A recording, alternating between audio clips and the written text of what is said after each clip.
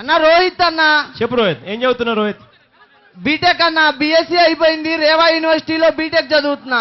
చెప్పు రోహిత్. జంగన్న నియోజకవర్గం నుంచి వచ్చా అన్న. చెప్పు రోహిత్. అన్న చంద్రబాబు నాయుడు గారు ప్రత్యేక హోదా అన్నారు, వీళ్ళు ఇంతమంది ప్రత్యేక హోదా గురించి మాట్లాడారు. ఇంతమంది చంద్రబాబు నాయుడు గారు నాకు ఇప్పుడు 64,000 రూపాయలు అప్పున్నాడు, నేను ఎవరిని అడగాలన్నా? కరెక్ట్ గా చెప్పినావు రోహిత్. డిగ్రీ అయిపోతే ప్రతి ఒక్క నిరుద్యోగ అభివృద్ధి కింద నెలకి 2,000 ఇస్తా అన్నాడు చంద్రబాబు నాయుడు గారు.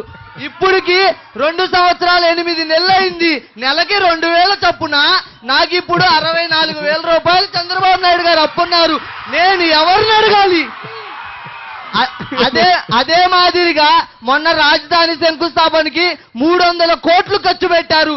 అదే 300 కోట్లు ఖర్చు పెడితే 30,000 కుటుంబాలు బాగుపడాయి. నాకు చిన్నప్పుడు మా అమ్మ ఓటుకి డబ్బులు ఇవ్వడానికి వస్తే ఇంట్లో ఒకటి చెప్పింది. మా అమ్మ నేను చిన్నప్పుడు ఉన్నప్పుడు టీడీపీఎల్ డబ్బులు ఇవ్వడానికి వస్తే మాకు రాజశేఖర రెడ్డి గారు అన్నం పెట్టారు, మా ఒంట్లో చివరి రక్తం పట్టున్నంత మటుకు రాజశేఖర రెడ్డి గారికి ఓటేస్తా ఉన్నారు. నా ఒంట్లో ఊపిరి ఉన్నంత మటుకు నేను ఓటు హక్కు తీసుకొని ఫస్ట్ ఓటు నీకే వేసా, నా ఒంట్లో చివరి ఓటు వరకు నీకే వేస్తా, ప్రత్యేక హోదా కోసం నీ వెంటే వస్తా. Thank you Rohit.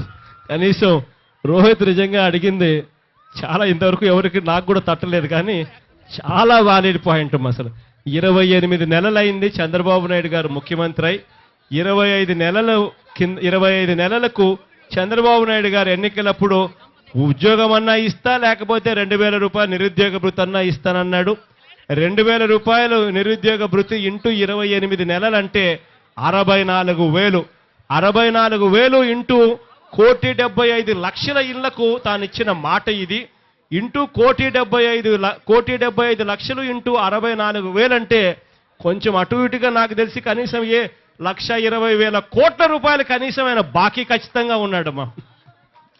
చంద్రబాబు నాయుడు గారు కనీసం మీరు అడుగుతా ఉన్నారన్న ఈ ఒక్క విషయంతో అన్న కనీసం కొత్త గొప్ప అబద్ధాలు ఆడకూడదు, మోసం చేయకూడదు.